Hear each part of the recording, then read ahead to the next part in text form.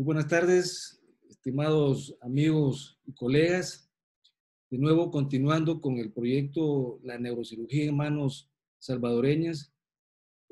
Comenzamos este segundo webinar. Esta tarde nos acompaña un gran amigo, un gran profesional también, el doctor José Zanoni Yada, neurocirujano de la República de El Salvador. Él, además de ser neurocirujano, es un experto en terapia endovascular neurológica. De hecho, ha sido el pionero acá en el país. Tiene una casuística impresionante de pacientes tratados por la vía endovascular. Él ha sido formado en Lyon, Francia, en París, también estuvo en la UCLA de los Estados Unidos y en el Memorial Jackson de Miami también.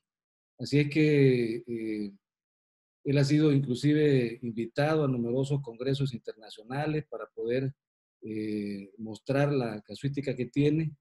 Y en esta ocasión, él nos va a disertar acerca de los diversores de flujo en aneurismas tipo blister, fusiformes y aneurismas gigantes. Así es que dejo con ustedes esta tarde al doctor José Zanoni Yada. Adelante, doctor. Muchas gracias, César. Es un gusto realmente que me hayas invitado y te felicito por esta iniciativa de mostrar lo que estamos haciendo en nuestro país, que tú sabes que es, tratamos de hacer lo mejor, muy buena neurocirugía y lo más honestamente posible. En este momento vamos a hablar un tema muy interesante, partiendo de una charla que dio un congreso en Argentina. Es sobre el tratamiento de unos aneurismas que son bastante complejos. Aneurismas que son un dolor de cabeza para todos los neurocirujanos, todos los médicos que tratamos el accidente cerebrovascular. En particular, son los aneurismas tipo blister, fusiformes y gigantes. Vamos a describir algunas características de ellos y su tratamiento con un material especial que son los diversores de flujo. El objetivo de la charla es clarificar la función que tienen estos diversores de flujo en las arterias y su aporte en el tratamiento de estos complejos aneurismas. Recordando un poco, la literatura nos habla de que los aneurismas pequeños, menores de 7 milímetros, no se rompen. Es un tema también controversial que podría ser tema para una charla completa. Sin embargo, vamos a manejar este concepto. Los medianos, que van de 7 a 24 milímetros, oscilan entre 0.5 y 3% de riesgo de sangramiento al año. Y arriba de 25 milímetros, cuando antes se decían que eran aneurismas que no sangraban, hemos encontrado prácticamente que 1 de cada 8 de estos aneurismas se rompen. El pronóstico que tienen en general estos aneurismas depende de la edad del paciente. Arriba de los 60 años, el pronóstico es más pobre. El HUN y GES arriba de 3 y de 3 son pacientes ya complicados. Un Fisher 3 también. Eso implica un pronóstico difícil de manejar. El efecto de masa que estos puedan dar, el vasoespasmo, que por sí solo es un problema bastante severo en prácticamente el 70% de las hemorragias subaranoideas. El trombo del aneurisma y el efecto que produce de masa tumoral, y el tamaño lógicamente incide básicamente en el pronóstico de estos pacientes. Pero ¿qué opciones terapéuticas tenemos? No solo es un diversor de flujo, solamente es quirúrgico. Tenemos la cirugía, que en nuestros tiempos es un tratamiento válido y muy certero para este tipo de aneurisma. La oclusión arterial, cuando tenemos la ventaja de que el aneurisma está en una arteria que no es funcional y que podemos ocluir. Los COIL, que es el fundamento de la terapia endovascular convencional. Los stent, pero no los recubiertos, sino que stent que simplemente nos ayudan a detener los COIL. El stent diversor de flujo, del cual vamos a hablar. Anastomosis, que ahora extra intracraniana, que actualmente ha tomado boga y es un recurso muy válido. y la opción de no hacer nada, que prácticamente no es una opción terapéutica para los que conocemos la evolución de esta patología. De esto vamos a hablar, de los diversores de flujo. Es un cilindro, una malla trenzada, que puede ser de platino, níquel o nitinol. Está diseñado para proporcionar un 35 a un 55% de cobertura, es decir, no es sellado, permite el flujo a través de sus celdas, a través de los poros que son 110 a 250 micras. No se excluye mecánicamente el aneurisma de la corriente de flujo, simplemente reconstruye la arteria. Es decir, no tapa el aneurisma, sino que reconstruye, y esto evita que otras arterias que salen de la arteria principal, como la oftálmica y otras que son más pequeñas, no quedan obstruidas por el diversor y se basa en un entorno dinámico del fluido de la sangre, el flujo de la sangre. Parte del efecto dinámico, normalmente nosotros tenemos una arteria que comparte el flujo con el aneurisma y eso hace que el aneurisma vaya creciendo. Cuando se coloca el diversor de flujo, el, el, el, la corriente sanguínea se cambia su trayectoria y el empuje que da hacia el aneurisma es menor y este comienza su involución. Es decir, una involución a través de el cambio de flujo que se hace. Este es un aneurisma, prototipo de un aneurisma normal donde hay un flujo que se va hacia la arteria y un flujo que se comparte con el aneurisma. Acá vemos en una reconstrucción digital de una resonancia magnética funcional cómo el flujo es compartido grandemente con el aneurisma y después vuelve a la arteria. Cuando se coloca el redireccionador de flujo, este cambia la trayectoria del flujo y con el tiempo permite que ya no exista flujo alrededor de la arteria porque este tiende a epitelializarse, es decir, se rellena, se cierra finalmente. Tenemos una demostración dinámica de esto. Esta es una arteriografía convencional. Vemos cómo se llena el aneurisma. Aquí hay un catéter que ve en la arteria principal y se está desplegando el stent y luego se retira todo el sistema quedando reconstruida la arteria. Ustedes ven como inmediatamente el flujo de sangre hacia el aneurisma cambia dramáticamente y esto tiende a involucionar con el tiempo o a ocluirse. Los redireccionadores de flujo es un armamento que está desde 2010 aprobado por la FDA y por instituciones como la American Stroke Association.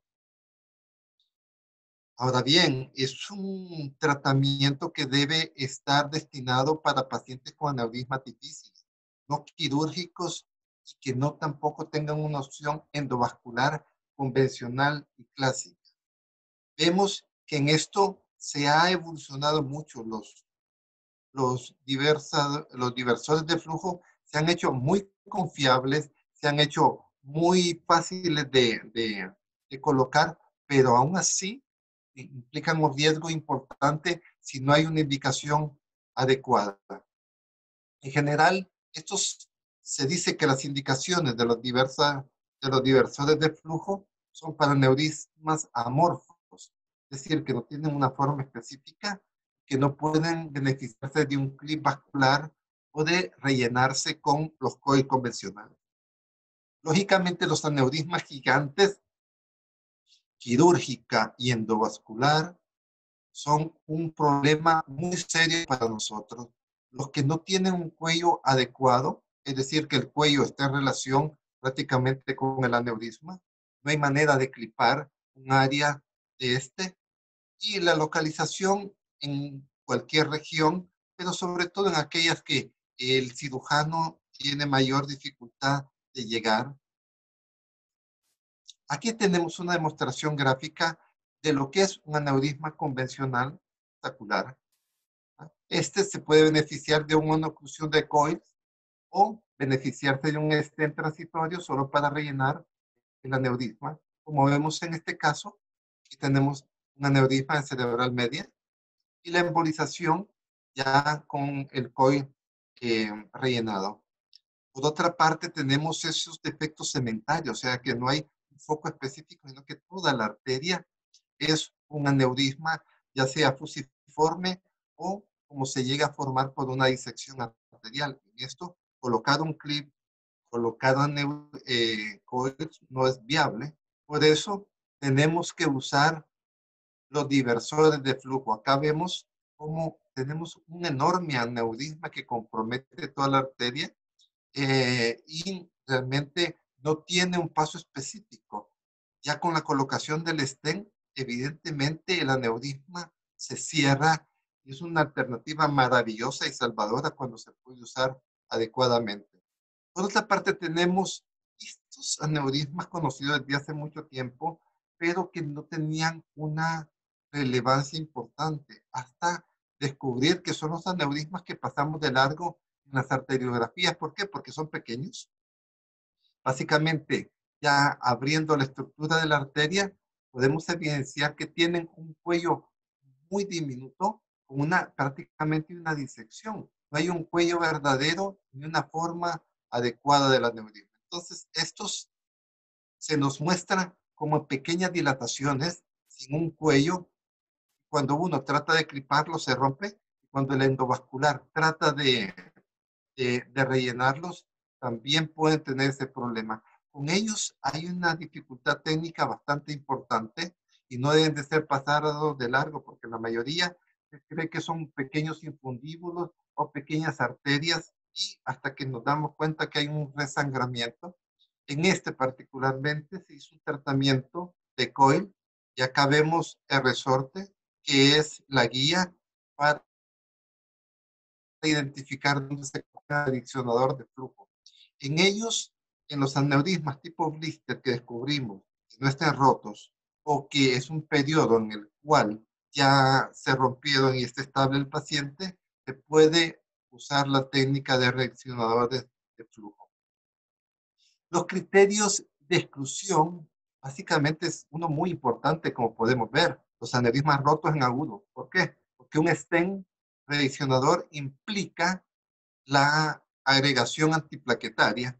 Entonces, podemos, como no sella completamente el aneurisma, podemos hacer que 2, 3, 4, 5 días el paciente esté agregado, se rompa el aneurisma y causar un problema sumamente grave. En estos pacientes, normalmente tenemos que rellenar con coil para asegurar un poco, incluso cuando los aneurismas son fusiformes, y evitar el sangramiento en agudos. Mal estado clínico, que en general es una contraindicación para cualquier tratamiento. El embarazo, lactancia, lógicamente con el riesgo que conlleva el feto por la gran cantidad de radiación, incluso con la protección que se pueda dar. Intolerancia al clopidogrel, esto lo hemos visto mucho, a la aspirina y al clopidogrel. Son pacientes que en ocasiones no hay ningún test específico para descubrir esto. Si el paciente no responde a la antiagregación, lastimosamente nos podemos dar cuenta en el momento en que estamos colocando el coil.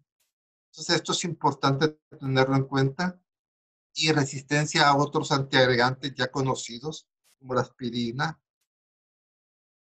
En nuestros casos tenemos la suerte de que hemos pasado por todos los hospitales del país. En un momento dado, prácticamente gracias al Seguro Social, éramos el centro de referencia de todos los hospitales públicos, pediátricos e incluso de hospitales privados.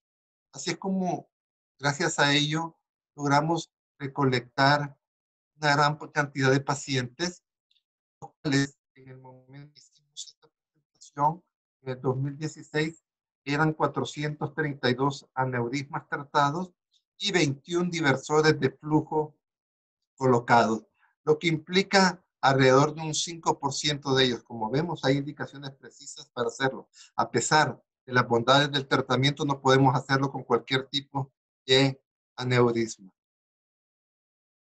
Entre nuestros pacientes tuvimos 5 pacientes que ya estaban rotos, los aneurismas, 16 no rotos de los 21 casos.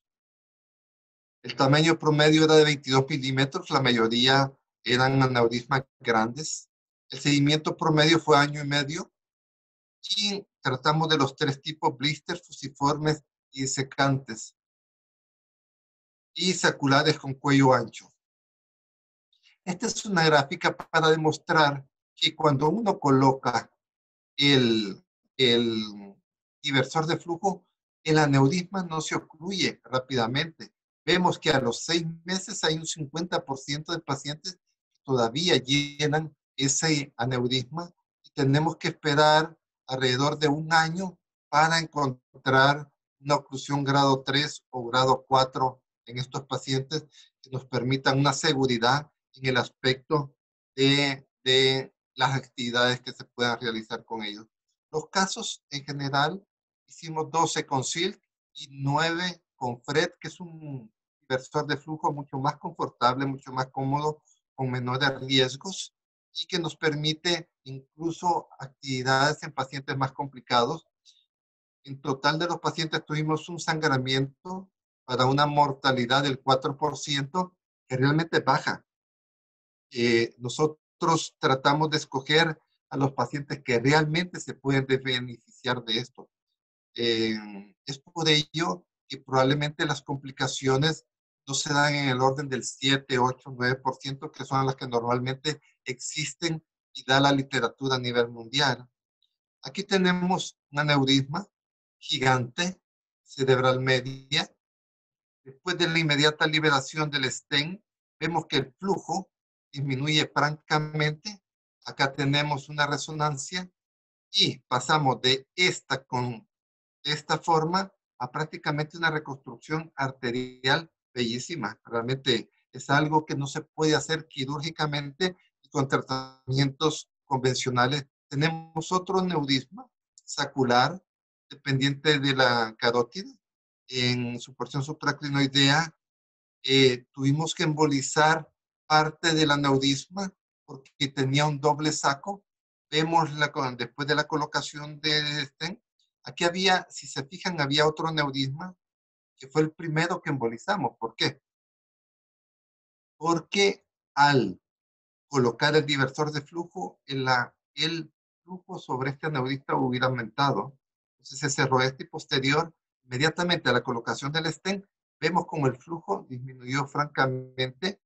El control a los 3 meses ya había un residuo mínimo del aneurisma y acá el control al año, ya el aneurisma y la reconstrucción arterial es prácticamente completa. Aneurismas realmente monstruosos que hace algunos años no hubiéramos podido hacer nada, se reconstruyen por este mecanismo y vemos la inserción del stent. Solo vemos algunos marcadores y cómo el flujo a través del aneurisma se va disminuyendo. Vemos el stent que es identificado por el angiotac y finalmente vemos cómo la reconstrucción arterial ha sido preciosa y el riesgo de sangramiento y el riesgo de embolia y el riesgo de infartos que podría haber provocado esto se limita. Tenemos un aneurisma en cercano, pero de la carótida interna. La carótida interna no es esta. Esta es la externa, que se divide acá. La interna es esta, que hacía un bucle y tenía prácticamente 2 aneurismas, los cuales se emboliza uno y después de la colocación del stent, vemos el control a los 6 meses, donde ambos aneurismas se han cerrado. Analizando y reflexionando sobre las situaciones que se pueden dar, evidentemente, todos los problemas, las complicaciones que podemos tener, es una ruptura de la arteria como su disección. Claro, estamos colocando un resorte, arrastrándolo dentro de la arteria, una mala oclusión en los primeros 6 meses, que lógicamente predispone a un riesgo de sangramiento, oclusión de la arteria por el mismo stent, por el mismo material interno, embolismos, resangramiento, recanalización que dificulta la técnica del tratamiento después del aneurisma. Es cierto que son problemas que rara vez en la actualidad vemos, pero existen. Nosotros no operamos estadísticas, operamos seres humanos. Y 1 en 1000 pacientes puede ser el caso con un riesgo de mortalidad. Miren, va alrededor del 7 al 20-22% en series de pacientes en centros donde entrenados con especialistas que hacen regularmente. Se considera que hay una morbimortalidad a mediano plazo de 0.6 al 8%. Y la mortalidad global es alta, 8 al 33%. Pero si vemos la mortalidad de estos aneurismas, es cuando no están rotos, alta. Una vez rotos, la mortalidad de un segundo sangramiento prácticamente es del 100%. El tipo de los malos resultados, ¿por qué se dan? Inicialmente, los diversores de flujo eran bastante complicados, eran rígidos, eran de difícil despliegue. Ahora eso se ha mejorado con la evolución que ha tenido. Lógicamente, en todos ellos hay una curva de aprendizaje. Como ven, no es un procedimiento que se hace a diario, sino que son indicaciones muy específicas. Entonces, la casuística que tenemos no jamás en ningún centro es de 300, 400, a menos que sea un centro de referencia. Los antiagregantes, el uso de ellos es muy importante y ante la reacción, la resistencia a ellos, se pueden dar complicaciones.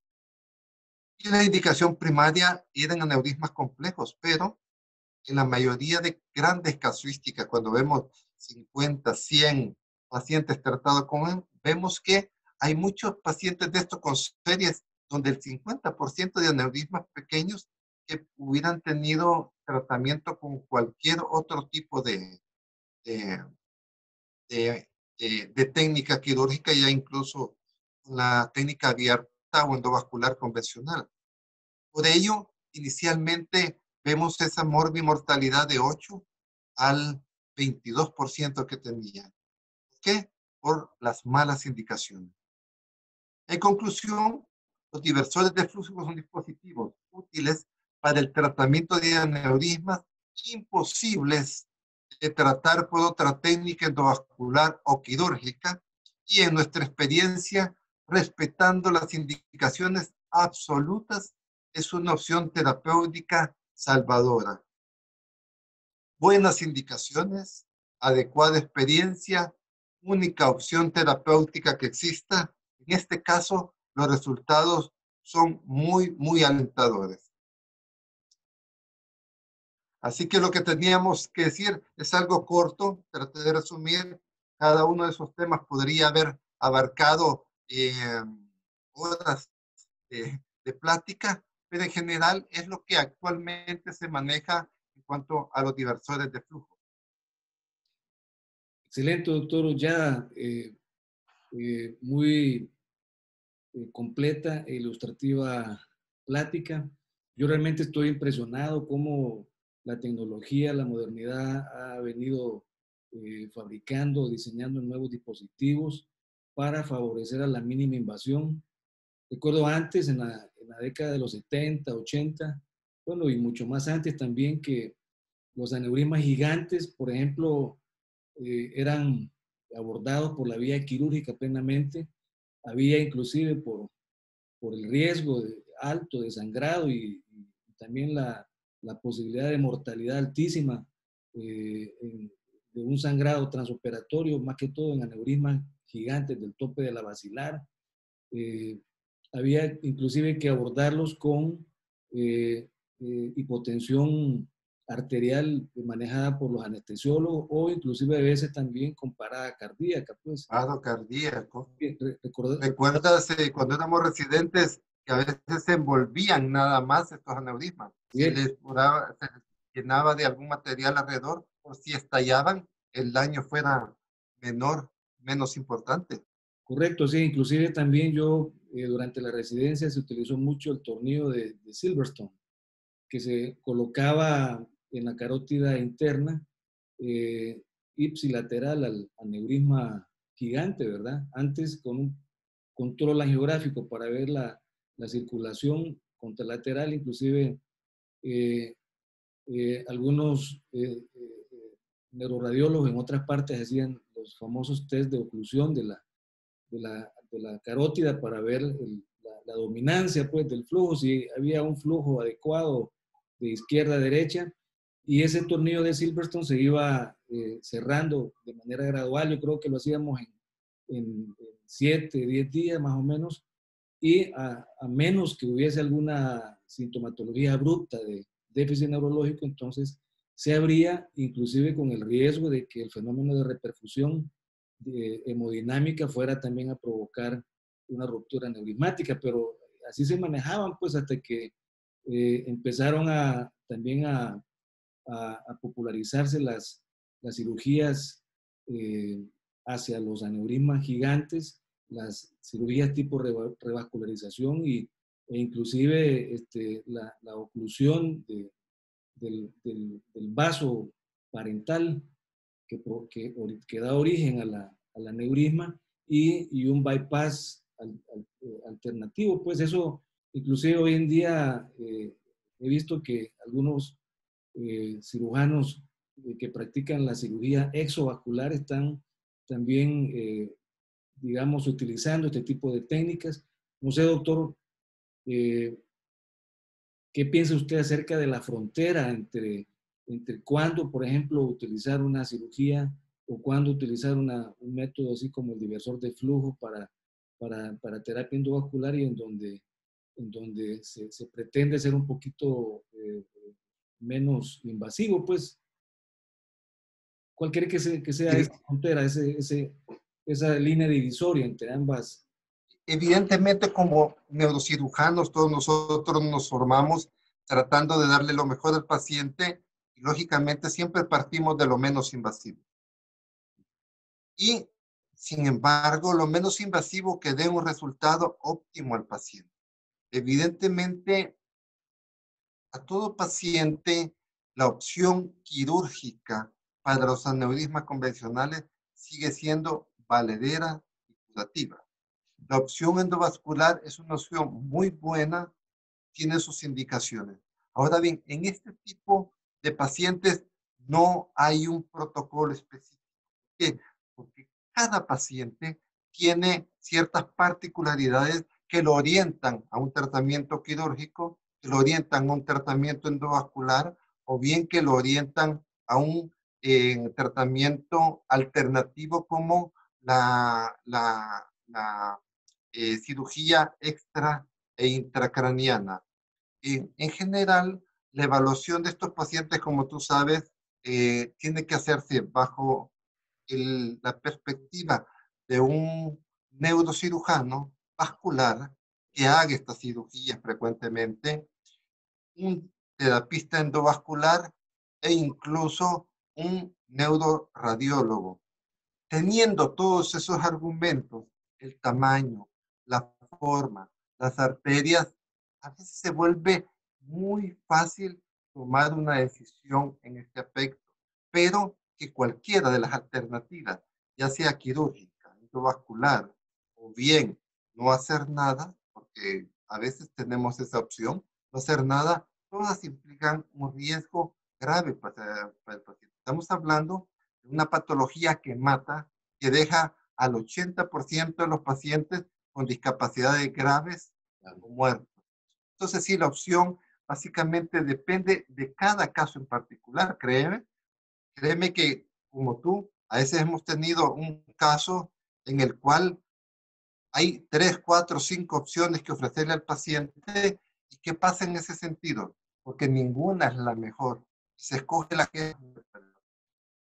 En ese sentido, hay criterios específicos. Si un cirujano dice, yo puedo operarla como riesgo de 3 a 4% de mortalidad, claro, es la mejor opción. Si dice, no, mira, el riesgo es mayor, endovascular, ¿qué podrías hacer? Yo le digo, mire, ese paciente tiene sus problemas, ahorita sus arterias son delgadas, tiene resistencia al copidroguel, no podemos ayudarle en ese aspecto. Viene un bypass extra intracraniano. Entonces, cada paciente tiene opciones específicas en función del caso y las características propias. Sí, o sea, yo creo, doctor, que así como usted lo mencionó, tiene que ser realmente un equipo, ¿verdad? El equipo de stroke, es decir, un equipo donde se analicen de manera colegiada todos estos casos y donde se involucren a las especialidades que usted mencionó, un neuroradiólogo, también un rehabilitador, el terapista endovascular neurológico y un cirujano exovascular que tenga las competencias y la debida práctica, porque ese también es el problema que de alguna manera acá en nuestro país creo que ha bajado un poco y que no sé, pues creo que para las futuras generaciones deberían de retomar también lo que en antaño se hizo respecto a la cirugía de clipaje, ya que el cirujano pleno va a ir, es decir, la filosofía ha ido, fíjese cómo lo veo yo, que ha ido cambiando la filosofía del tratamiento de este tipo de patologías. Por ejemplo, el cirujano va al cuello del aneurisma. El terapista endovascular, antes con los coil iban al domo del aneurisma para tratar de ocluirlo. Sí. Hoy, por ejemplo, está este otro sistema, el redireccionador de flujo o diversor de flujo, que yo realmente no había captado hace algunos años cuál era la mecánica, pues, y veo que se está jugando con la misma fisiología del proceso inflamatorio, del proceso de fibrosis o del proceso de epitelización de la íntima de los vasos, pues. Exacto, sí. Ese es el concepto realmente y eso lo hace mucho más mínimamente invasivo, pues, ¿verdad? Ahora, como usted lo dijo, doctor, siempre habrán situaciones en las que nos decantamos más por lo quirúrgico o por lo endovascular. Creo que aquí en el país, digamos en la última década, probablemente ha proliferado, digamos, por mucho el tratamiento de terapia endovascular, pues porque quizás no sé qué pasó, pero no sé si esto es un fenómeno mundial también, pero no lo veo tampoco en algunas videosesiones, en algunos congresos también, la cirugía vascular o la exovascular también está bastante fuerte, la veo yo, ¿verdad? Pero yo creo que se debe de retomar eso y formar un equipo en donde se tome una decisión colegiada entre cada uno de los actores que lo van a formar y así esto la decisión que al final se tome va a ir en beneficio, obviamente, del paciente. Pues estaba leyendo también de que, doctor, en este estudio ISAT, que es un estudio que reúne a más de 48 o 50 revisiones bien sistematizadas y más o menos alberga como unos 1.400 pacientes, estaba viendo que la tasa de, de, de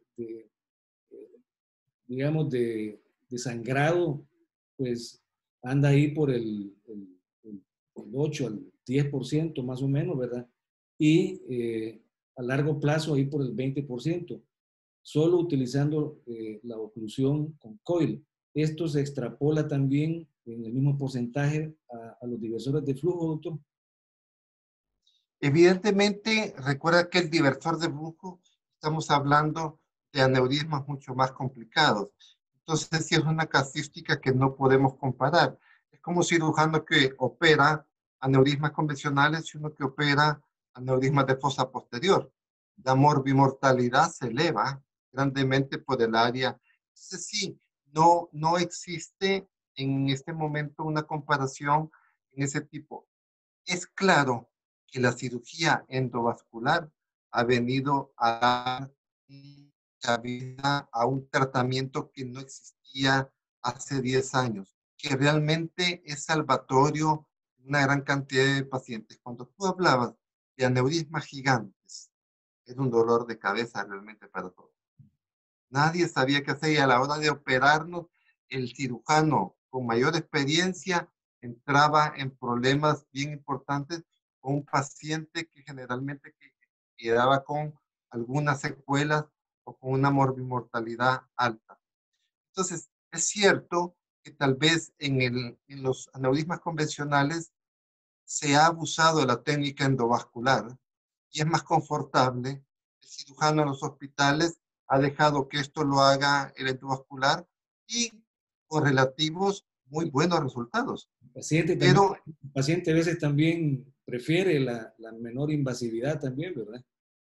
claro, pero evidentemente tú al paciente le tienes que informar y decir cuáles son las opciones.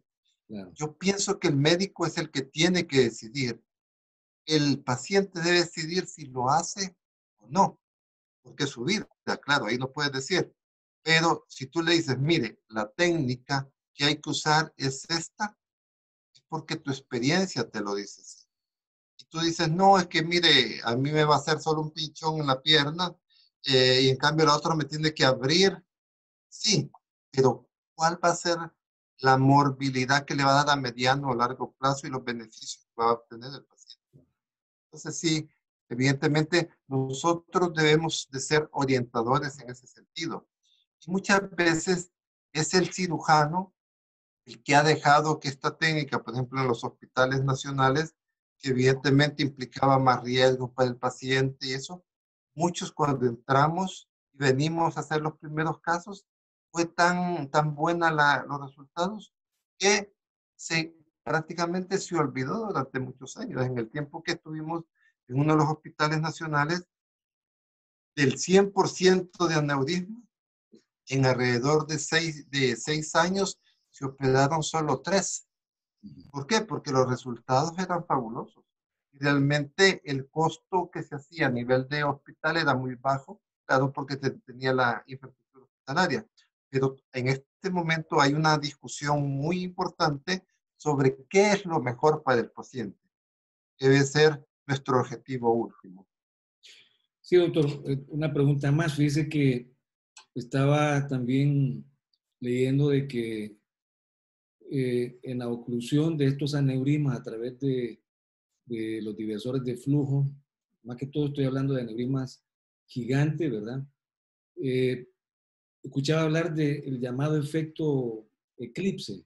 Es decir, usted lo mencionó también que la oclusión del vaso no iba a ser isofacto, o sea, abruptamente, sino que ese proceso iba a durar inclusive para ya remodelar completamente el tramo vascular, iba a gastar unos 6 a 8 meses aproximadamente con los estudios angiográficos de control. Ahora, y durante ese tiempo, doctor, en que todavía, supongo que el efecto eclipse es porque todavía no se ha ocluido de manera completa el aneurisma. ¿Existe la posibilidad de que haya un resangrado en ese periodo? Digo esto, doctor, solo para finalizar la pregunta, porque es todo lo contrario con la técnica abierta. Yo he visto que los cirujanos vasculares de alto nivel, a nivel mundial, pues, están abordando los aneurismas gigantes, por ejemplo, del tope de la basilar, hacen una oclusión del vaso parental casi completa y hacen un bypass. Y una vez, y bueno, abren el aneurisma, lo clipan ahí, la parte donde estaba eh, el cuello, ¿verdad? Pero las posibilidades de resangrado en ese caso son menores. Entonces a eso me refiero yo. ¿Cuál es el porcentaje de resangrado en ese periodo donde todavía no se ha ocluido por completo el aneurisma, doctor? En la fase aguda es alto. Por eso, generalmente, cuando tú ves porque hay que colocar antiagregantes, estás colocando una prótesis interna. Entonces, ¿qué es lo que se hace con estos aneurismas? Se coloca la prótesis y a través de la malla del aneurisma, lo que queda alrededor se rellena con resortes. Esa es una opción. Ahora bien, si el cirujano te dice que puede tratarlo vía quirúrgica, no hay discusión, hay que hacerlo. ¿Entiendes? Ahora bien, por eso dijimos, estos son casos donde ni el cirujano ni el endovascular clásico tiene opción. Si hay una opción quirúrgica, bienvenida y esa es la que debe hacerse. Pero estos pacientes que normalmente tomamos son pacientes que no han podido ser operados, que se trató de hacer de manera endovascular y no se pudo, y que incluso en ese tiempo han resangrado. Entonces, sí, evidentemente el diversor de flujo les ayuda. ¿Por qué? Tú ves que inmediatamente, no el 100%, pero inmediatamente hay un cambio en la presión del flujo sobre ese aneurisma. Ya no es lo mismo, Sí, ya no sí. es lo mismo un flujo del 100% a un flujo de un 70, un Bien, 60%, lógicamente. Pero correcto. sí, tú tienes razón, si hay una opción quirúrgica valedera, inicial, esa es la opción que hay que ofrecerle al paciente.